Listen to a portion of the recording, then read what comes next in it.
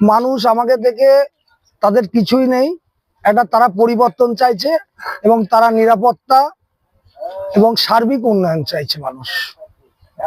4 তারিখ কি বাংলায় পদ্ম ফুল ফুটবে? ফুটে গেছে। রামচন্দ্র জন্মানোর আগে যেমন রামায়ণ রচনা হয়ে গিয়েছিল, এই পশ্চিম বাংলার বুকে ভোট আসার আগেই আমাদের সেই রামায়ণ রচনার মতন আমাদের সরকার অলিখিতভাবে গঠন হয়ে গিয়েছে মানুষের মনে। বাংলায় তো তৃণমূল সরকার 15 বছর রাজ্য ক্ষমতায় আছে, মানুষ তৃণমূলকে ভোট না দিয়ে আপনাদের প্রতি আস্থা রাখছে কেন?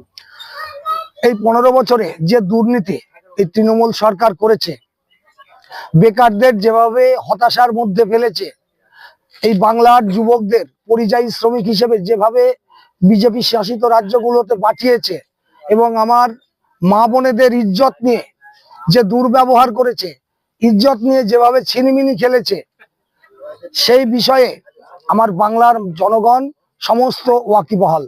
তারা জেনে গেছে যে এই সরকার যদি আর একবার ক্ষমতায় আসে তাহলে এই বাংলাটা, পশ্চিমবঙ্গটা আর পশ্চিমবঙ্গ থাকবে না, বাংলাদেশের সঙ্গে অন্তর্ভুক্ত হবে।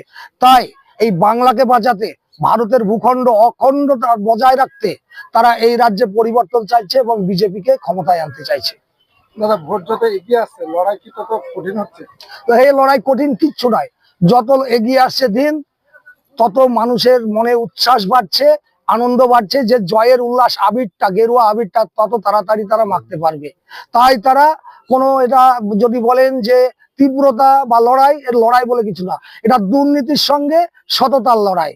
একটা দুর্নীতিগ্রস্ত সরকারের সঙ্গে জাতীয়তাবাদী একটা সরকার গঠনে মানুষের প্রচেষ্টা। কি মনে হচ্ছে কত ভোটে জিতবেন?